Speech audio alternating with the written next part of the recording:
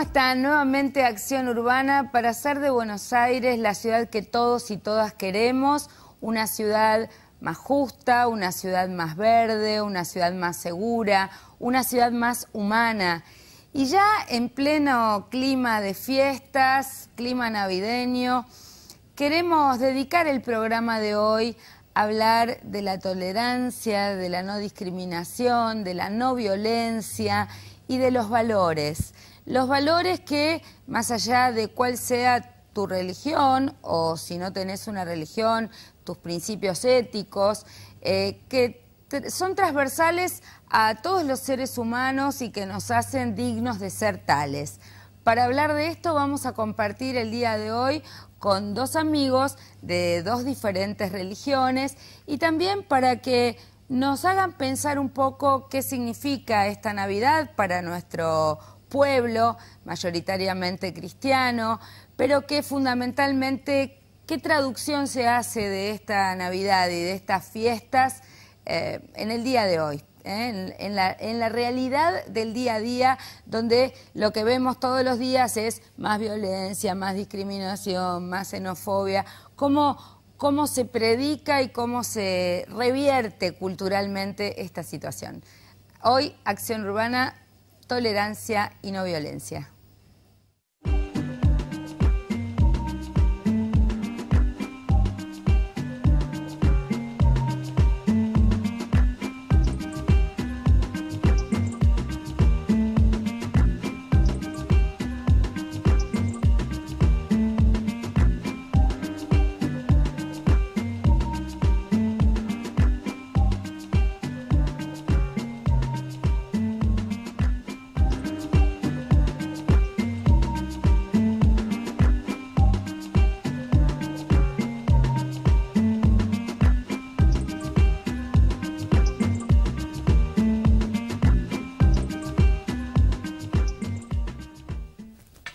Bueno, y estamos en Acción Urbana, como les compartía recién, con dos amigos que, bueno, hacen de su vida cotidiana un sacerdocio y trabajan en contacto muy directo con los pobres, con la gente joven, en este mundo tan convulsionado y que, bueno, queríamos compartir a modo de reflexión en estas fiestas, sobre todo en la proximidad de estas Navidades.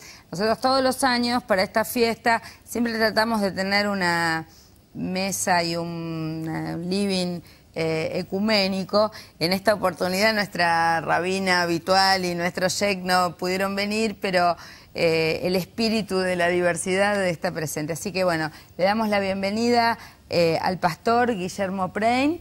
Él es un amigo de la casa y siempre nos acompaña. Y al padre César, que lo conocen como el cura rockero, pero yo no sé si eso no es un estereotipo, creo que es, bueno, un cura que está muy cerca de los jóvenes y, bueno, se expresa con su lenguaje, lo mismo que Prein, que también... Chicos, por favor, ¿qué pasó? Tenemos que cortar, ¿no? A ver, ¿está Federico en el control? Sí. Federico, si sos tan amable, cuando entras invitados que son del programa que sigue, ¿podés hacer que cierren el celú? No veo, pero ¿podemos o los retenemos un minuto afuera? Dale, ¿estamos? Ya presenté. Cortás en cura rockero, bla, bla, bla, y ahí vamos.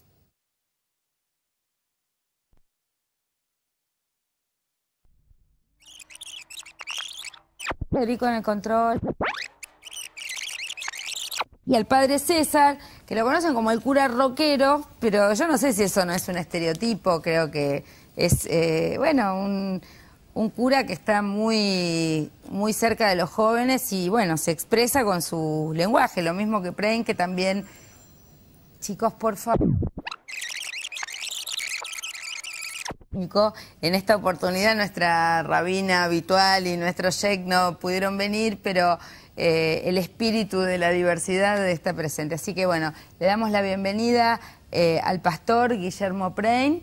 él es un amigo de la casa y siempre nos acompaña, y al padre César, que lo conocen como el cura rockero, pero yo no sé si eso no es un estereotipo, creo que es, bueno, un cura que está muy cerca de los jóvenes y, bueno, se expresa con su lenguaje, lo mismo que Prein, que también muy cerca de los jóvenes y, bueno, se expresa con su lenguaje, lo mismo que Prein, que también y siempre nos acompaña, y al padre César, Guillermo Prein, él es un amigo de la casa y siempre nos acompaña, y al padre César...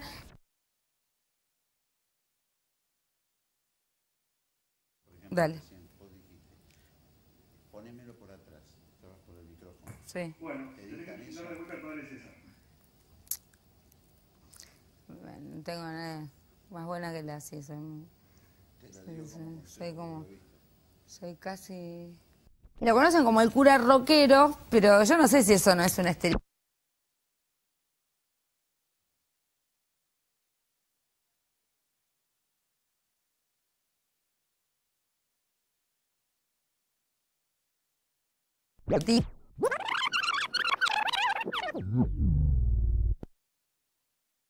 Guillermo Prein, él es un amigo de la casa y siempre nos acompaña.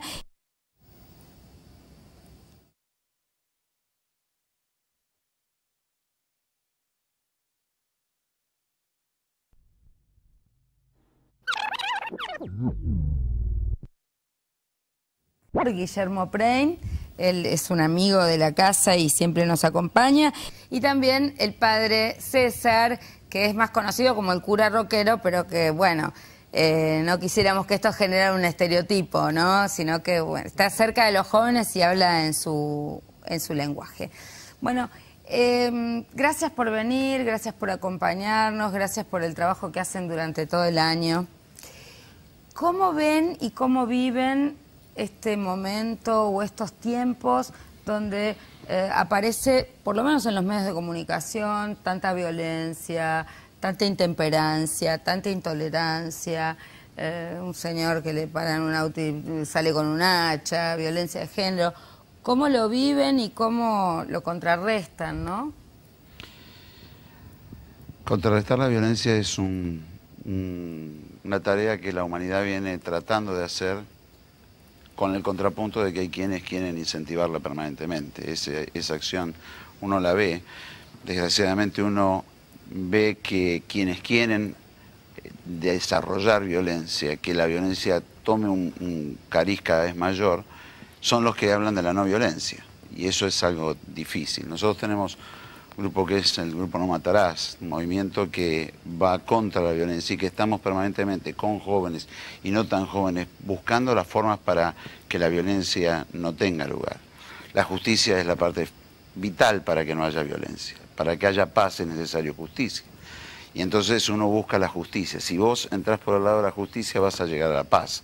Si vos entrás por el lado de la paz sin tener justicia, nunca vas a llegar a tener justicia. Entonces, hoy, más que nunca, y pensando en Jesús, que precisamente vino a justificarnos, porque el gran secreto de la Navidad es la encarnación de Jesús, que vino a justificarnos, a ocupar un lugar que a nosotros nos tocaba ocupar y que no podíamos ocupar porque estábamos en una condición de desventaja, y que nos dio una salida, la salvación.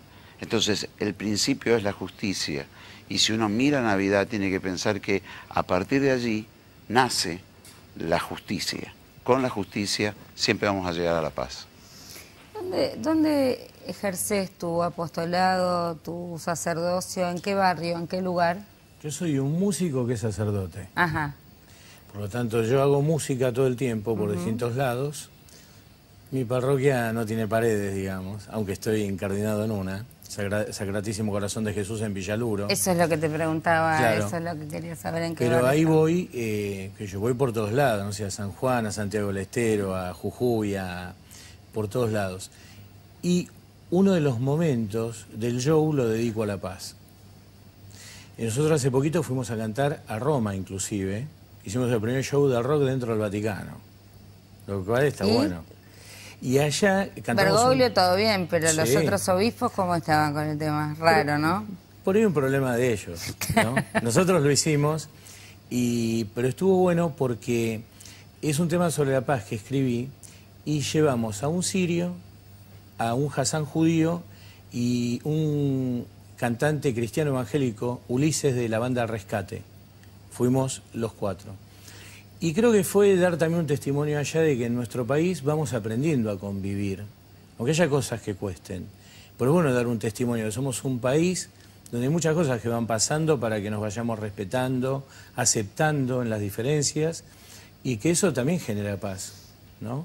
Bueno, el rol que le toca cumplir ahora a Francisco a nivel global es trascendente en muchos aspectos, claro. Y la verdad que yo creo que no hubo ningún argentino o argentina que no estuviera muy contento con que todo el espacio de interculturalidad y diversidad religiosa y transversalidad religiosa que de alguna manera se gestó durante todos estos años de democracia en Argentina, hoy pudiera tener esta proyección, porque yo no sé si a vos te pasó, pero cuando vimos esa foto frente al Muro de los Lamentos de el Papa con el gran rabino, con un rabino argentino, sí, claro. No me acuerdo quién era, Escorta, y con, digamos, alguien de los musulmanes, la verdad que era lo que para nosotros se ha vuelto como cotidiano en la Argentina, que es esta diversidad y este pluralismo religioso, más allá de nuestras diferencias y de nuestras críticas y de nuestras idas y venidas,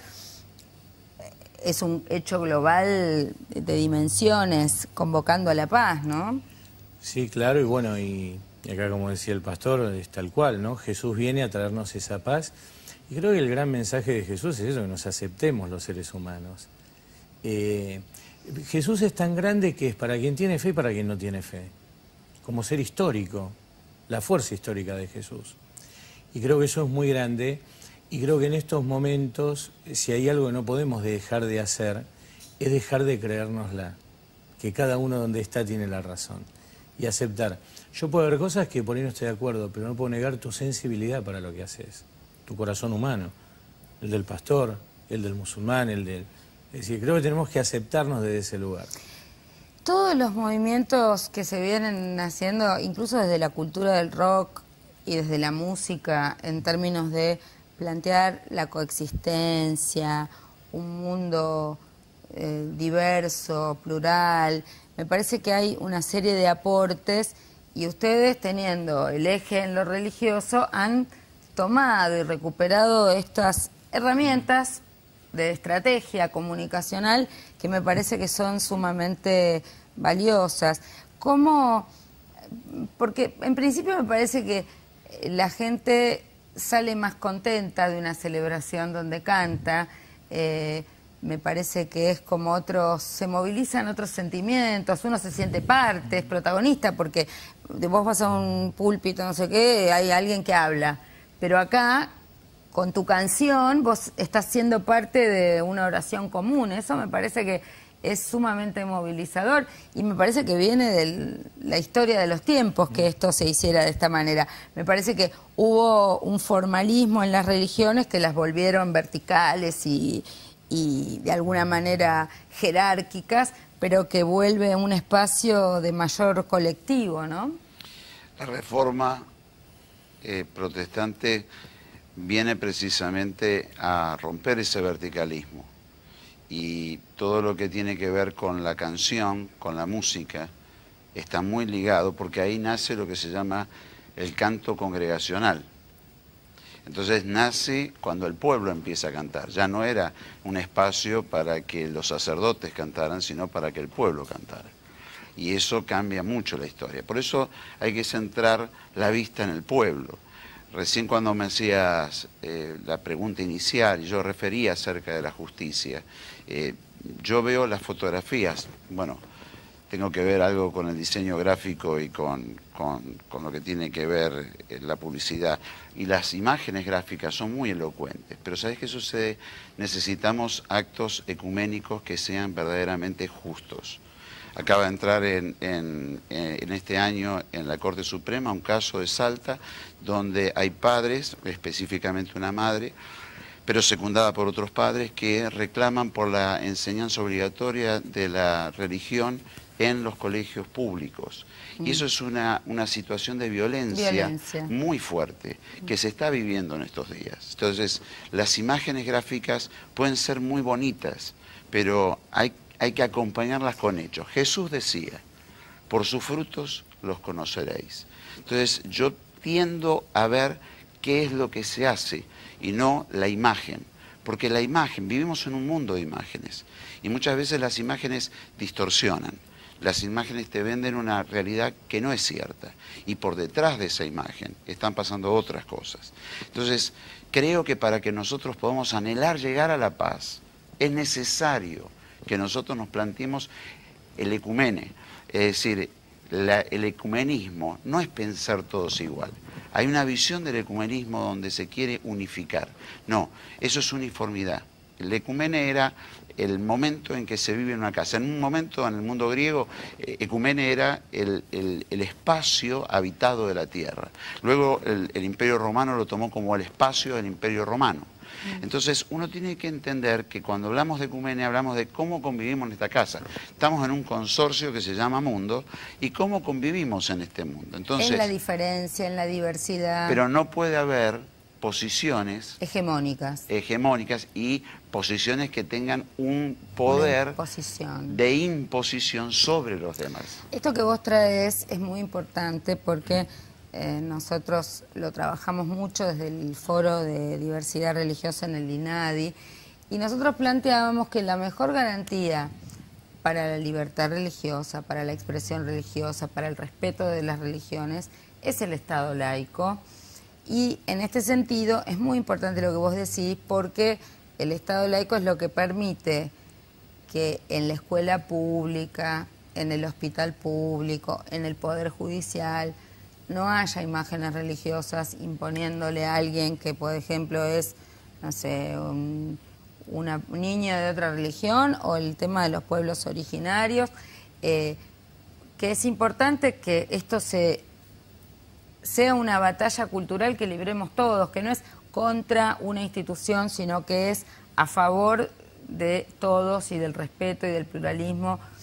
Estos son debates que se han dado en Francia por el tema del velo, que se dan si es obligatorio o no la transfusión de sangre, o si respetamos a los testigos de Jehová que no se transfundan, etcétera, etcétera, etcétera. Son debates filosóficos muy profundos, pero acá lo importante es que nadie le imponga a otro en nombre de la religión sus puntos de vista o sus criterios. En ese sentido, bueno, todavía hubo una reforma del Código Civil que va a empezar a regir el año que viene y que no fue muy de avanzada en la temática. En ese sentido, hasta Kalir critica.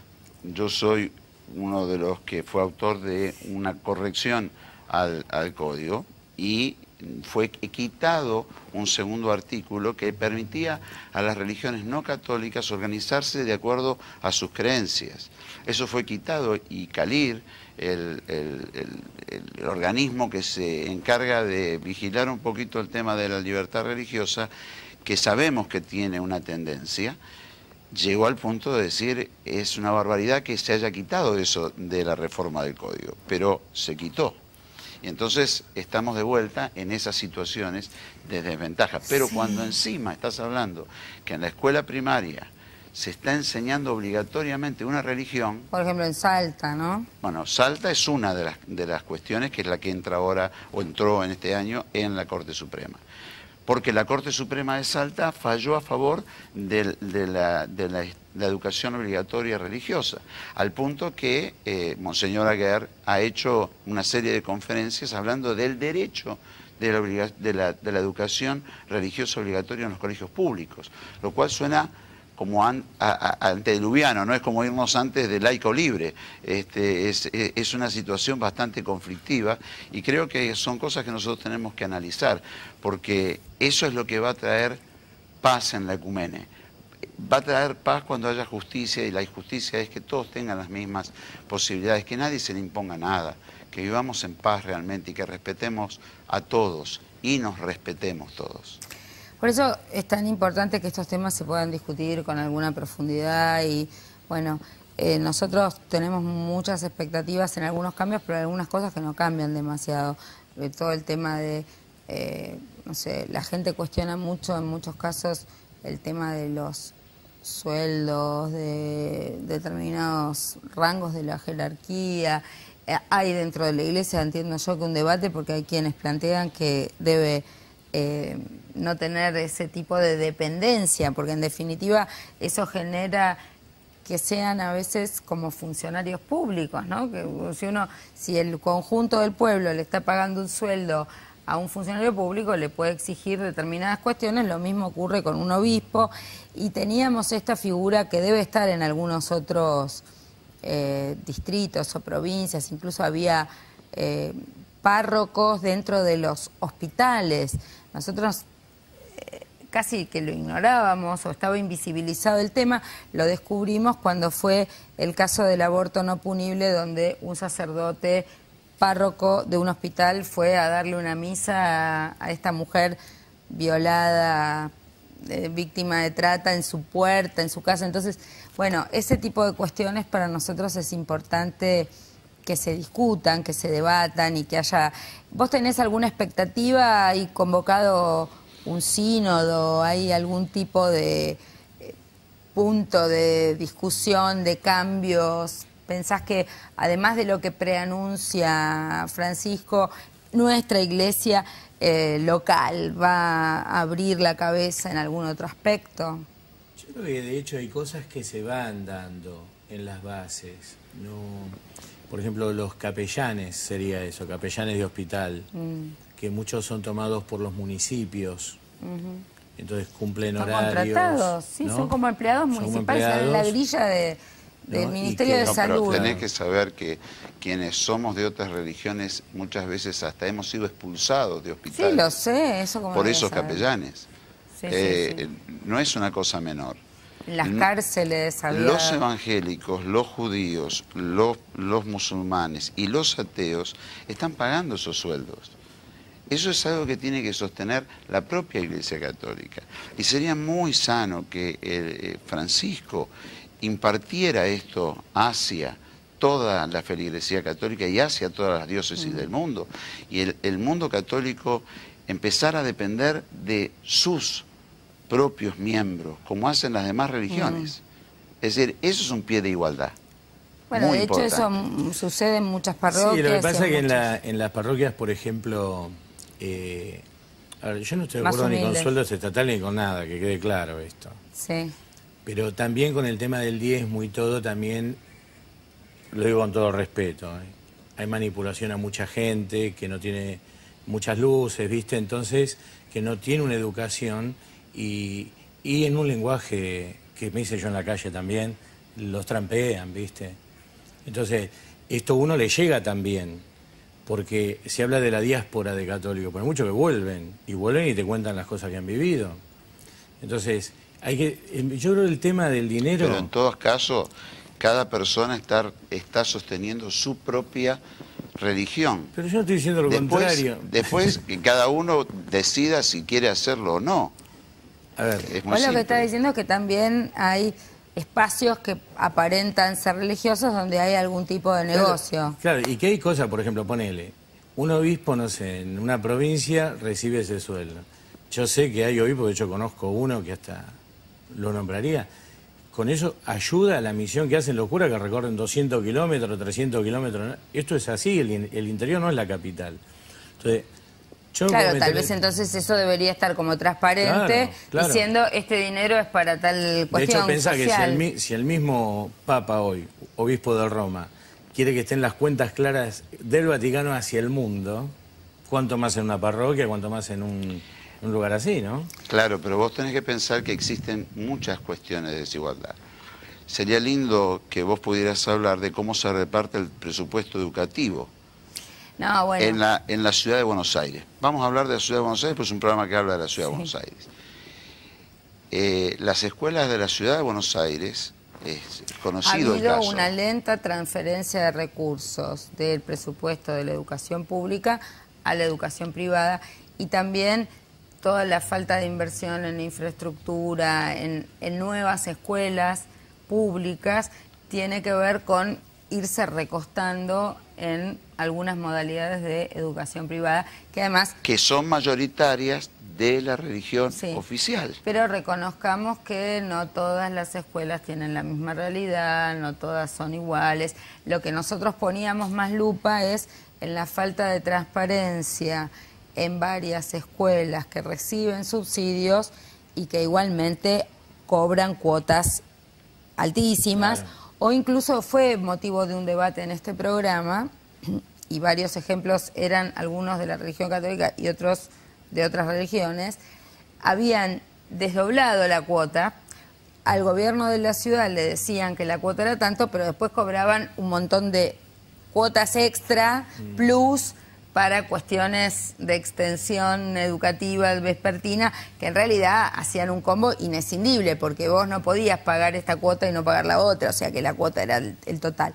Eso lo pusimos sobre la mesa, hicimos estudios, análisis, y cada vez que viene el ministro Bullrich en educación de la ciudad se plantea, porque allí, más allá del cambio que uno puede plantear que necesariamente puede darse la Iglesia desde sí, de decir, bueno, no queremos más sueldo, hay un cambio y una decisión política que tiene que tomar el propio Estado, cuando dice Estado laico. Esto no quiere decir volver a la discusión de escuela laica, libre.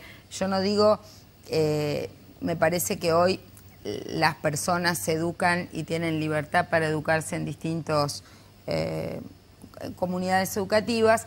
Yo no soy de la idea de que hay que desaparecer todo tipo de subsidio.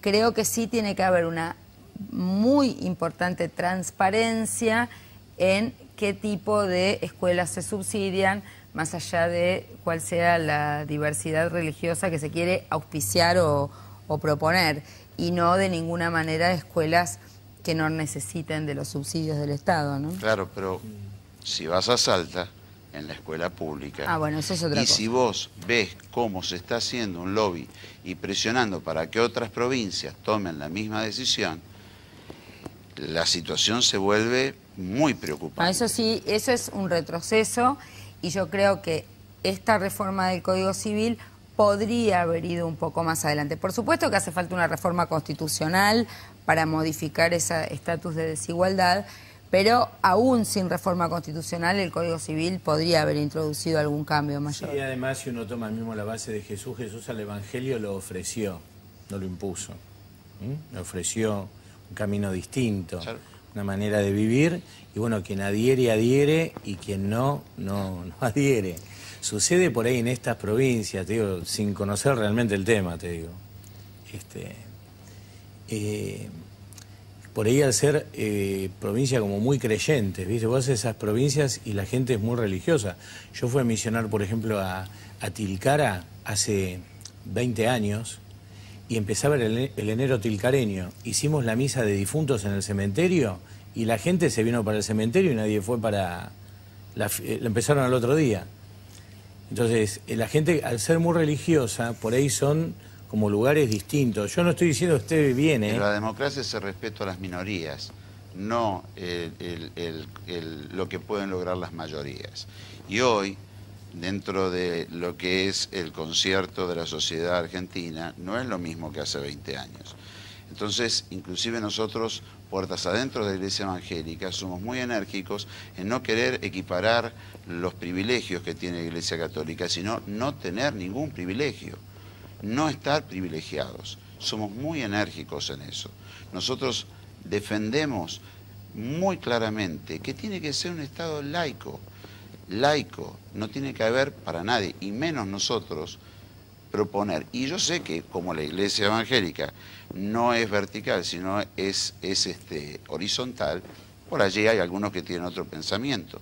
Pero esta es la idea que muchos de nosotros presentamos y decimos, queremos que haya una igualdad, y esa igualdad es hacia abajo. Nos sacan del aire. Yo sé que ahora se puso divertido el debate. Perdón, sí, yo me podría haber ido al Vaticano solo a cantar. No sé si es claro. Yo me fui con un montón de gente, ¿entendés? Y nadie me pidió que lo lleve. Y Francisco, cuando se los presenté, estaba feliz de la vida. Es decir, a esto voy. Lo decís de una manera que está bueno que lo diga, pero no es tan así. Bueno. O sea, hay tipos que pensamos, chau. No, yo quiero que hagamos un compromiso de seguir charlando porque ¿Cómo no? somos, realmente yo los conozco a los dos y son dos grandes personas. Tenemos que hacer algo para que canten juntos alguna canción por la ¿Cómo no? paz en alguna de las múltiples ocasiones. Yo soy pastor que canta, por lo tanto no puedo equipararme. No, pero yo creo que podemos hacer un compromiso de hacer una canción juntos por la paz y yo les deseo a todos los creyentes las mejores Navidades, las mejores fortunas con sus familias y mucha paz para la Argentina es nuestro deseo común, más allá del debate que es enriquecedor en el programa de hoy. Chau, hasta la semana que viene, un beso grande.